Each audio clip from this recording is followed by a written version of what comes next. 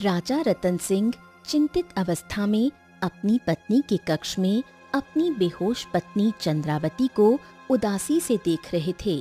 तभी वहां राजा रतन सिंह का मंत्री चतुर सिंह आ पहुंचा। क्या हुआ महाराज? ये आपके चेहरे पर चिंता की लकीरें क्यों झलक रही हैं? राजा रतन सिंह बगैर जवाब दिए अपनी पत्नी के कक्ष से बाहर आकर राज दरबार में आ पहुंचा, जहां सन्नाटा पसरा हुआ था। वो सिंहासन पर बैठ गया। मंत्री चतुर सिंह भी दरबार में आ गया और कुछ क्षण बाद वो राजा रतन सिंह की ओर देखकर बोला, अब महाराज आप बिल्कुल चिंता मत कीजिए। मुझे विश्वास है कि राजकुमारी सौंदर्यवती जल्द ही यहाँ आ जाएंगी। हाँ, उसे अब तक आ जाना चाहिए था मंत्री जी। न जाने क्यों मेरा मन अनहोनी की आशंका से परेशान है। आप ही सोचिए, सब कुछ अचानक से कैसे बदल गया। मेरी पत्नी बिल्कुल सही सलामत थी, अचानक से बीमार पड़ गईं और ऐसे रोग से घिर गईं जिसका कोई इलाज ही नहीं है। अरे काश मेरा पुत्र होता तो मुझे इतनी चिंता ना होती। महाराज, आपकी पुत्री रानी सौंदर्यवती किसी पुत्र से कम नहीं है। वो वीरांगना है, तेजस्विनी है। उसकी वीरता के चर्चे आसपास के राज्यों में प्रसिद्ध हैं। तभी रंग बिरंगी किरणों से काले लिबास में ढका हुआ एक व्यक्ति वहां प्रकट हो गया। और यही बात तो मुझे पसंद आ गई थी रानी सौंदर्यवती की। मैंने विवाह का प्रस्ताव महाराज रतन सिंह के सामने रखा था, लेकिन महाराज ने मुझे राजमहल में सबके सामने अपमानित करके बाहर निकाल दिया।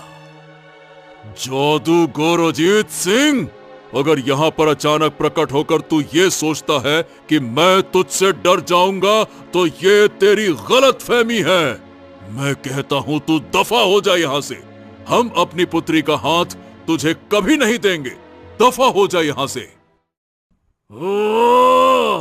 आखिरकार आप अपने आप को समझते क्या है महाराज? आप केवल इस छोटे से राज्य के राजा हैं। मैं इस पूरे देश का महान जादूगर हूँ। सारी दुनिया जानती है कि जादूगर अजीत सिंह जो ठान लेता है उसे करके ही रहता है। मुझे आपकी पुत्री पसंद है और मैं उससे विवाह करके रहूंगा। अगर एक शब्द भी तूने अपने मुंह से निकाला तो तेरी गर्दन तेरे धड़ से अलग कर दूंगा। तू चाहे इस देश का महान जादूगर हो या फिर इस दुनिया का। मैं इतना जानता हूं कि तू भगवान का पुजारी नहीं बल्कि शैतान का पुजारी है। मैं अपनी बेटी का विवाह किसी शैतान के पुजारी से कभी नहीं करूंगा। दफा हो जाए यहां से। अपनी ये तलवार अपने म्यान में रख लीजिए महाराज। भले ही आपके राज्य की प्रजा आपसे डरती हो, लेकिन मेरे सामने आपकी इस तलवार की हैसियत बच्चों के खिलौनों से ज्यादा नहीं है। याद रखना, मैं तुम्हारी बेटी से विवाह करूंगा क्योंकि मैं उससे प्रेम करता हूँ। बकवास कर रहा है तू। तेरे बारे में मैंने सुन रखा है। तू कभी किसी से प्रेम कर ही नहीं सकता। और अगर तू मेरी बेटी से विवाह करना चाहता है तो इसके पीछे कोई बहुत ही गंदा मकसद छुपा होगा तेरा। बड़े ही चतुर राजा हो तुम। हाँ, मकसद तो है। तुम्हारी बेटी अद्भुत है। वो उस दिन पैदा हुई थी जिस दिन ग्रहों का मिलन हुआ था, और ग्रहों का मिलन हजारों वर्षों बाद होता है।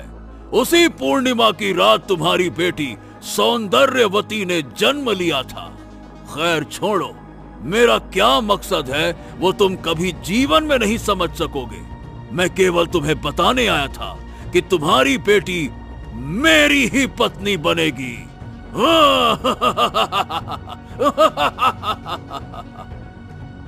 इतना कहकर जादूगर अजीत सिंह रंग बिरंगी किरणों में विलीन होकर वहां से गायब हो गया।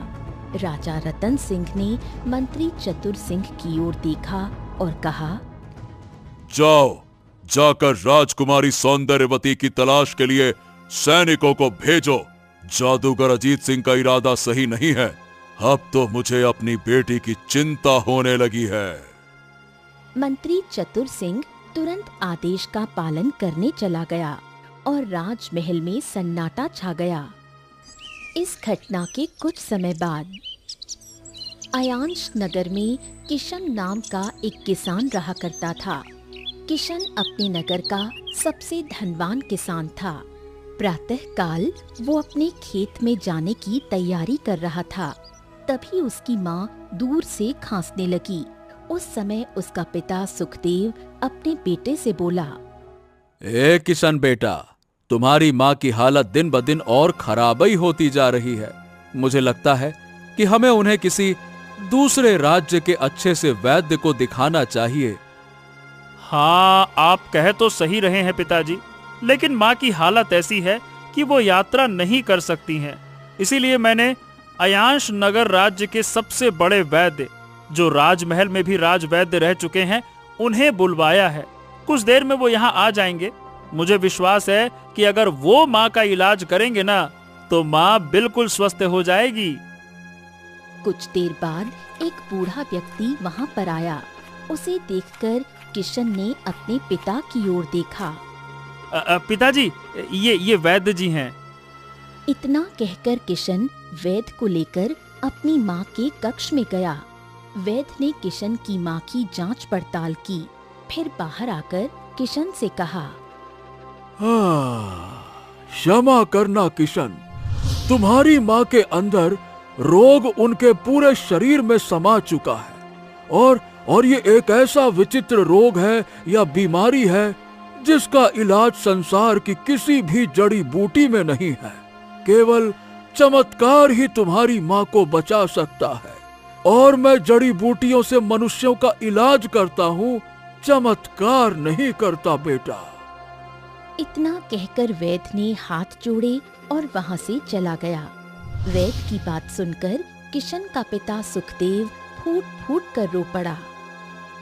अपने पिता को फूट फूट कर रोते हुए देखकर किशन अपने पिता से बोला, पिताजी निराश मत होइए। ये संसार का आखिरी वैद्य नहीं था।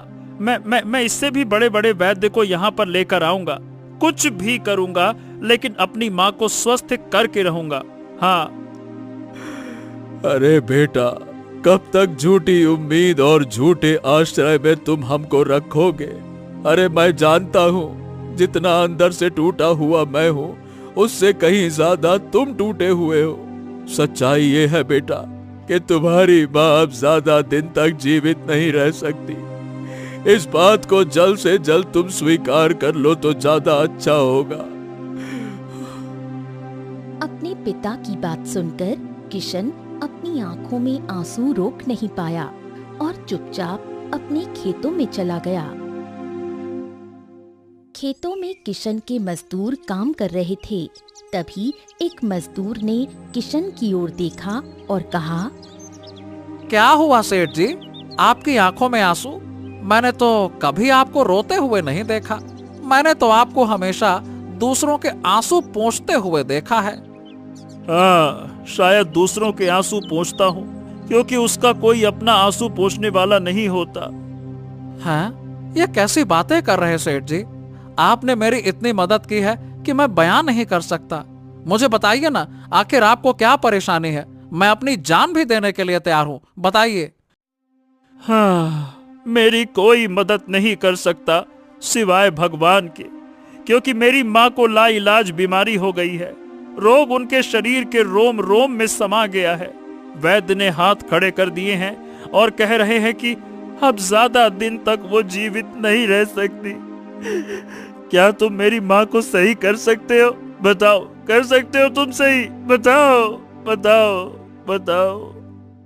ये सुनकर मजदूर की आंखों में आंसू आ गए और वो चुपचाप जाकर काम करने लगा। किशन का वहाँ मन नहीं लगा और वो अपने खेत से कुछ दूर जंगल की सीमा पर शांति ढूंढने के लिए निकल पड़ा। जंगल की सीमा पर एक तालाब था। किशन वहाँ पर बैठ गया और फूट फूट कर रोने लगा। सच तो ये था कि किशन रोकर अपना जी हल्का करना चाहता था। तभी अचानक एक सुंदर लड़की जिसने गांव के वस्त्र पहन रखे थे दौड़ते हुए वहां पर आई और किशन से बोली, मेरी सहायता कीजिए, उसने मेरे पिता को मार डाला और अब वो मेरे पीछे पड़ा है। उस गरीब लड़की को देखकर किशन चौंक पड़ा और चारों ओर देखने लगा। क्या हो गया? किसने मार डाला? यहाँ तो जंगल का रास्ता शुरू होता है, मुझे तुम्हारे अलावा तो और कोई नहीं दिखाई दे रहा। मेरा नाम चंद्रलेखा है। मेरे माता पिता बहुत ही गरीब थे। हम लोग दूसरे राज्य के जंगल से होते हुए जा रहे थे कि तभी एक शेर अचानक आ गया और मेरी आंखों के सामने उसने मेरे माता पिता को मार डाला। बड़ी मुश्किल से मैं जान बचाकर भागी हूँ।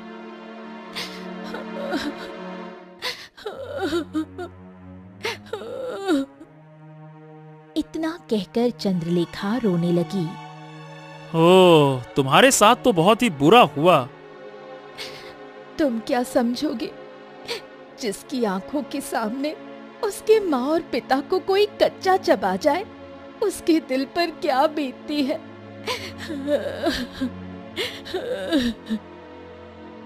चंद्रलेखा का दुख देखकर किशन को अपना दुख हल्का महसूस होने लगा। कुछ देर बाद किशन ने चंद्रलेखा की ओर देखा और कहा, मैं जानता हूँ कि तुम अनाथ हो गई हो। ये बताओ, अब तुम कहाँ जाओगी? मैं तो किसी को नहीं जानती। चलो ठीक है, तुम चिंता मत करो। तुम चाहे तो मेरे घर पे रह सकती हो। वैसे भी मेरी माँ बीमार हैं और पिताजी माँ की बीमारी के कारण ज्यादातर घर पे ही रहते हैं। चलो। मैं आपका एहसान कभी नहीं भूलूंगी। किशन चंद्रलेखा को लेकर अपनी हवेली जैसे घर पर आ गया। घर पर पहुंचकर किशन की मौजूदगी में एक अजनबी लड़की को देखकर सुखदेव चौंक गया और बोला, अरे किशन बेटा, ये कौन है? किशन ने सारी घटना बताई। अब क्या कहूँ पिताजी, इस बेचारी के साथ बहुत बुरा हुआ। इसकी आंखों के सामने ही शेर ने इसके माता पिता को कच्चा चबा डाला। हो, ये तो बहुत बुरा हुआ बेटा। चलो, अच्छा है कि तुम इसे यहाँ पर ले आए। तुम्हारी माँ जब तक जीवित है तब तक इसकी देखभाल सही से हो जाएगी। और हमारे घर में जब से तुम्हारी माँ बीमार पड़ी है ना बेटा, भोजन बनाने को लेकर बड़ी समस्या हो गई है। अच्छा चंद्रलेखा बेटा, तुम्हें खाना बनाना आता है? हाँ, मुझे सब कुछ बनाना आता है। हाँ, तो ठीक है बेटा, फिर आज से तुम इस घर में ही रहोगी और खाना वाना बना दिया करना बेटा, है ना? कुछ देर बाद किशन वहां से चला गया। सुखदेव चंद्रलेखा को लेकर अपनी पत्नी के कक्ष में गया। चंद्रलेखा ने देखा कि एक बुजुर्ग स्त्री चारपाई पर लेटी है। बेटा, ये किशन की माँ है और मेरी पत्नी। इसे एक ऐसी विचित्र बीमारी हो गई है कि जो पूरे शरीर में फैल गई है। वैद्य जी ने भी जवाब दे दिया है। कहा है कि इसको ऐसा रोग हो गया है जो ठीक ही नहीं हो सकता। ये बेचारी ऐसी हो गई है कि बस चारपाई पे पड़ी रहती है, बस। चिंता मत कीजिए, भगवान पर भरोसा रखिए, आपकी पत्नी जरूर स्वस्थ हो जाएंगी। सुखदेव ने कुछ नहीं कहा और वहां से चला गया। समय ऐसे ही बीतने लगा। चंद्रलेखा उसी दिन से इस घर में रहने लगी। धीरे धीरे वो परिवार का हिस्सा बन गई। एक दिन किशन खेत में था और सुखदेव बाहर गए हुए थे। चंद्रलेखा चुपचाप किशन की माँ के पास पहुंची। उसने अपने गले में पड़ी विचित्र फूलों की माला को उतारा और आरती के माथे से स्पर्श कर दिया। अगले ही पल माला से सुनहरी किरणें फूटने लगीं। आरती का शरीर स्वस्थ होने लगा। मैं बिल्कुल स्वस्थ महसूस कर रही हूँ, जैसे शरीर में कभी दर्द था ही नहीं। तभी फूलों की माला सामान्य हो गई। कौन हो तुम? मैंने देखा ये फूलों की माला सुनहरी किरणों से चमक रही थी। जैसे ही तुमने मेरे माथे पर इसे रखा, मेरी बीमारी दूर हो गई। माँ, इस रहस्य को रहस्य ही रहने दीजिए। मैं आपके परिवार को कोई नुकसान नहीं पहुंचाऊंगी, लेकिन अपनी सच्चाई अभी बता नहीं सकती। कैसी बात करती है बेटा, तू तो मेरी बेटी जैसी है। मैं तेरा रहस्य कभी नहीं बताऊंगी। अगर तू नुकसान पहुंचाने वाली होती तो मुझे स्वस्थ क्यों करती। चंद्रलेखा मुस्कुराई और वहां से चली गई। शाम को सुखदेव और किशन लौटे। वो आरती को स्वस्थ देखकर हैरानी से भर गए। हाँ, ये सब कैसे हुआ आरती? ये कैसे हो गया ये सब? सब भगवान की कृपा है। अचानक मेरे शरीर से दर्द खत्म हो गया और मैं स्वस्थ हो गई। बाप रे, ये कैसे हो सकता है माँ? अगर भगवान चाहे तो क्या नहीं हो सकता। किशन संतुष्ट नहीं हुआ। वो बाहर गया और गांव के वैद्य को पकड़कर घर ले आया। वैद्य जी, मेरी माँ की जांच कीजिए, देखिए क्या ये पूरी तरह से स्वस्थ हो गई हैं? आश्चर्य, आश्चर्य, आश्चर्य, आश्चर्य। अरे तुम्हारी माँ तो पूरी तरह से स्वस्थ है। इनके शरीर में बीमारी का तो कोई नामो निशान नहीं है, जैसे कभी कोई रोग था ही नहीं। वाह वाह वाह वाह, ये तो चमत्कार है भाई, चमत्कार। चलो, अच्छा हुआ। ये कहकर वैद्य चला गया। किशन खुश हो गया। दूर से चंद्रलेखा ये दृश्य देख रही थी। कुछ दिन बाद सुखदेव किशन से बोला, बेटा किशन, तुमको ऐसा नहीं लगता कि जब से चंद्रलेखा हमारे घर में आई है सब कुछ बदल गया है? सही कह रहे हो पिताजी। उसके आने से पहले हम माँ की बीमारी को लेकर कितना परेशान रहते थे, लेकिन अब देखिए सब कुछ सही हो गया। बेटा, मैं चाहता हूं कि तुम्हारा विवाह चंद्रलेखा से हो जाए। अरे समझो समझो, देखो वो अनाथ है, उसके माँ बाप है नहीं। उसे पति मिल जाएगा और हमें भाग्यशाली बहू मिल जाएगी। क्या कहते हो? अब आपकी बात सही है पिताजी, लेकिन मैं पहले चंद्रलेखा से पूछना चाहता हूँ। अरे बेटा, इसमें पूछने वाली क्या बात है? क्या चंद्रलेखा मना कर देगी क्या? बताओ। पर पिताजी, स्त्री के मन में क्या है ये जानना भी तो बहुत आवश्यक है ना। अगर उसकी मर्जी होगी तभी मैं विवाह करूंगा, नहीं तो नहीं करूंगा। मुझे तुमसे ऐसी ही उम्मीद थी। शाबाश। अगले दिन किशन चंद्रलेखा से बोला, चंद्रलेखा, जब से तुम आई हो, माँ की सेवा, घर की सफाई, सब कुछ तुम कर रही हो। तुम्हारी वजह से ही माँ स्वस्थ हुई हैं। चलो, आज मैं तुम्हें खेत घुमाने ले चलता हूँ। चलो। जैसी आपकी इच्छा। कुछ देर बाद किशन चंद्रलेखा को अपने खेत में ले गया। चारों ओर फसलें लहरा रही थीं और ठंडी हवा चल रही थी। दरअसल मैं यहाँ तुमसे कुछ बहुत ही महत्वपूर्ण बातें करने के लिए तुम्हें लेकर आया हूँ। कैसी बात? अब देखो चंद्रलेखा, पिताजी चाहते हैं कि मैं तुमसे विवाह कर लूं, परंतु पहले मैं तुम्हारी मर्जी जानना चाहता हूँ। इतना कहते ही अचानक वहाँ काला धुआं छाने लगा। किशन बुरी तरह से चौंक गया और डर गया। अगले ही पल वो काला धुआं एक भयानक राक्षस की आकृति में बदल गया और किशन की ओर गुस्से से देखने लगा। राक्षस किशन की ओर बढ़ने ही वाला था कि तभी चंद्रलेखा ने कदम बढ़ाया। उसे कुछ मत कहना। अगर तुम मेरे लिए आए हो तो मैं तुम्हारे सामने हूँ। अगर तू मेरे सामने है तो बहुत जल्द तुम उसके सामने भी खड़ी होगी। इतना कहकर राक्षस ने चंद्रलेखा का हाथ पकड़ लिया और अगले ही पल रंग बिरंगी किरणों के साथ वहां से गायब हो गया। किशन दौड़ते हुए घर पहुंचा और सारी घटना बताते हुए अपने पिता से बोला, पिताजी, पिताजी, पिताजी मेरी आंखों के सामने राक्षस चंद्रलेखा का अपहरण करके ले गया। सब कुछ इतना जल्दी हुआ कि मुझे कुछ सोचने समझने का मौका ही नहीं मिला। क्या बात कर रहे हो? तुम्हारी बात सुनकर तो मुझे सब कुछ बड़ा विचित्र लग रहा है बेटा।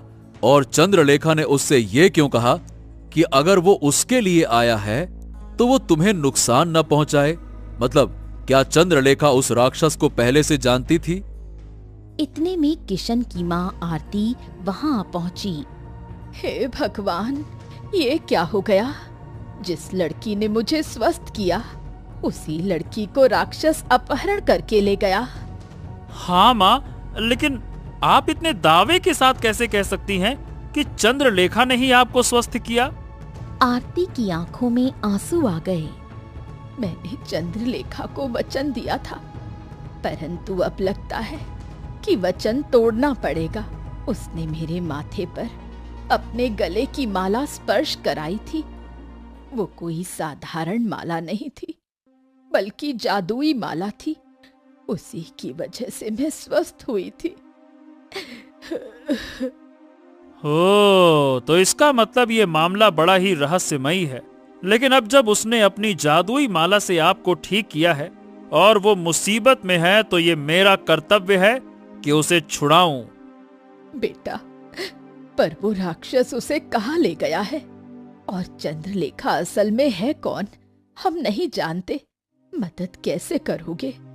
माँ, मैं कुछ नहीं जानता, लेकिन चंद्रलेखा को राक्षस के चंगुल से मैं छुड़ा कर ही रहूंगा। हाँ। सुखदेव गहरी सोच में डूबते हुए बोला। बेटा, जब तुम्हारी माँ बीमार थी ना, तो मैं इलाज के लिए जंगल जंगल भटक रहा था। उसी दौरान एक तालाब के किनारे मुझे साधु महाराज मिले थे।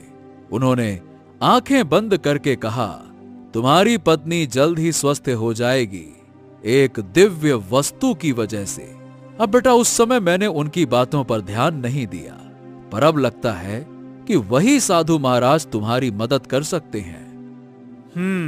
ठीक है, तो फिर बताइए पिताजी, मुझे वो साधु महाराज कहाँ मिलेंगे? घने जंगल में, तालाब के किनारे। चारों ओर सन्नाटा था। तालाब के किनारे साधु महाराज ध्यान मग्न बैठे थे। किशन दौड़ते हुए उनके पास जा पहुंचा। साधु महाराज, प्रणाम प्रणाम।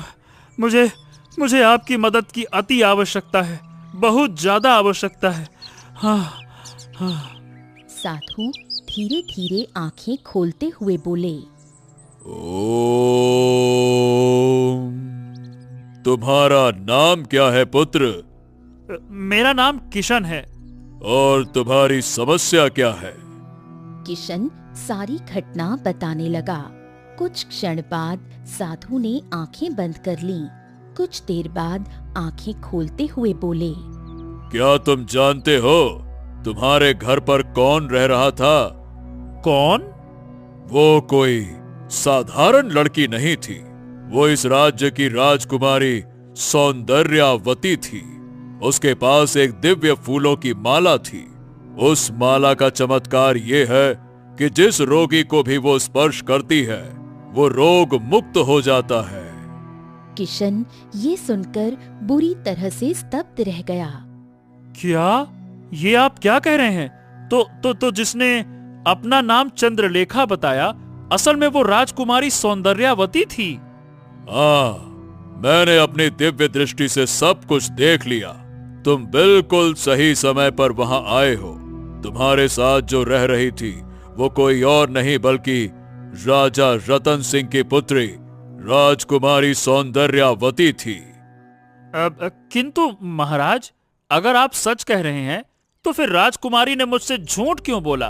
उसने कहा कि उसका नाम चंद्रलेखा है और उसके माता पिता को जंगल में शेर मार कर खा गए और मैं उसकी हालत पर तरस खाकर उसे अपने घर ले आया था।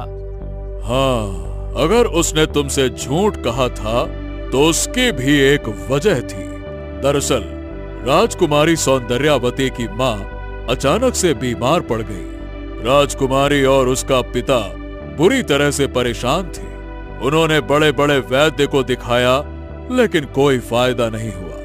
तब राजमहल के राजगुरु ने राजा रतन को बताया कि जंगल में एक स्थान है जहां विचित्र फूल उगते हैं। वहां हजारों सालों पहले देवी देवताओं का वास हुआ करता था, परंतु वो फूल केवल वही तोड़ सकता था जिसका जन्म ग्रहों के मिलन की रात की पूर्णिमा की रात को हुआ हो। और इत्तेफाक से राजकुमारी सौंदर्यावती का जन्म उसी पूर्णिमा की रात को हुआ था जब ग्रहों का मिलन हुआ। राजकुमारी सौंदर्यावती तुरंत वहां पर गईं और उसने उन फूलों को तोड़कर उनकी माला बनाई, परंतु उसे ये नहीं पता था कि कोई उसके पीछे पड़ा हुआ था। क्या उसके पीछे कौन पड़ा था? कुछ समय पहले इस देश का सबसे खतरनाक जादूगर अजीत सिंह राजा रतन सिंह के राज दरबार में आया। उसने राजा से राजा की पुत्री सौंदर्यावती से विवाह करने की इच्छा जाहिर की, लेकिन सभी जानते थे कि जादूगर अजीत सिंह शैतान का पुजारी है। इसीलिए राजा रतन सिंह ने उसे अपमान करके महल से बाहर निकाल दिया। राजा रतन सिंह को विश्वास था कि जादूगर अजीत सिंह जरूर किसी गंदे मकसद को पूरा करने के लिए उनकी पुत्री से विवाह करना चाहता है। ओह, तो क्या वास्तव में राजा रतन सिंह का सोचना सही था? हाँ, जादूगर अजीत सिंह वर्षों से ऐसी सुंदर कन्या की तलाश में था जिसका जन्म ग्रहों के मिलन की रात की पूर्णिमा की रात को हुआ हो। वो उससे विवाह करके अपनी काली शक्तियों को पूरा करना चाहता था, परंतु राजा रतन सिंह नहीं जानता था कि उसकी पत्नी की बीमारी सामान्य नहीं थी। अब महल से अपमानित होने के बाद जादूगर ने अपनी जादू की शक्ति से उसे विचित्र बीमारी में डाल दिया। वो जानता था कि देवताओं की धरती से केवल रानी सौंदर्यावती ही फूल की माला ला सकती थी, और जब चंद्रलेखा ने देवताओं की भूमि से जादुई फूलों की माला प्राप्त की तो जादूगर अजीत सिंह ने उसका अपहरण करने की कोशिश की, पर वो बचते बचते भागते भागते तुम्हारे पास आ गई और झूठ बोलकर रहने लगी। जो राक्षस चंद्रलेखा को ले गया है वो जादूगर अजीत सिंह का भेजा हुआ था। ओह, तो इसका मतलब वो बहुत शक्तिशाली जादूगर है और उसके अधीन राक्षस भी काम करते हैं। हाँ, तुमने बिल्कुल सही कहा। जो फूलों की माला पुरानी सौंदर्यावती ने अपने गले में पहन रखी थी वो दिव्य माला थी। जब वो तुम्हारे पास पहुंची तो वो जादूगर की पहुंच से बाहर हो गई। जादूगर ने महल में सौंदर्यावती को ढूंढा, पर वो वहां उसे नहीं मिली, और जब तक वो माला किसी पर इस्तेमाल नहीं की जाती तब तक जादूगर उसे नहीं ढूंढ सकता था। परंतु राजकुमारी ने तुम्हारी मां की बीमारी को देखा और उसे जादुई फूलों की माला से स्वस्थ कर दिया। जादुई माला का उपयोग होते ही जादूगर ने उसे ढूंढ लिया और राक्षस को भेजकर उसका अपहरण करवा लिया। जादूगर अजीत सिंह अब राजकुमारी सौंदर्यावती से विवाह करेगा, और विवाह के बाद वो उसकी जादुई फूलों की माला को छीन लेगा और फिर शैतान को राजकुमारी सौंदर्यावती की बलि चढ़ा देगा। क्योंकि वो जिस प्रकार की काली तंत्र क्रिया कर रहा है उस क्रिया के अनुसार जादूगर अजीत सिंह को अपनी ही पत्नी की बलि देनी होगी, और जादूगर अजीत सिंह को उस काली तंत्र क्रिया के अनुसार एक ऐसी लड़की से विवाह करना होगा जिसका जन्म ग्रहों के मिलन वाले पूर्णिमा की रात को हुआ हो, और सौंदर्यावती का जन्म उसी पूर्णिमा की रात को हुआ था। बलि देने के बाद जादूगर अजीत सिंह उस जादुई फूल की माला का दुरुपयोग करेगा और फिर अमर होने की सिद्धि करेगा। जादुई फूलों की माला पास होने की वजह से वो उस सिद्धि को आसानी से कर लेगा। उसने बड़ी ही चालाकी से खेल खेला। वो जानता था कि जब वो अपनी जादुई शक्ति से राजकुमारी सौंदर्यावती की मां को बीमार कर देगा तब राजकुमारी सौंदर्यावती देवभूमि में उस जादुई फूलों की माला को लेने के लिए अवश्य ही जाएंगी, और फिर बस वो मौका देखकर उसका वहीं से अपहरण कर लेगा। हो, तो साधु महाराज, फिर आप मुझे बताइए, मैं उस जादूगर के चंगुल से महारानी मतलब राजकुमारी को कैसे छुड़ाऊं? मैं अपनी मंत्र शक्ति से तुम्हें उस स्थान पर पहुंचा दूंगा जहां जादूगर राजकुमारी सौंदर्यावती को कैद किए हुए है। राजकुमारी नहीं जानती कि उसकी माला में एक पीले रंग का पुष्प है। उसका ये रहस्य केवल मैं जानता हूं। अगर उसका एक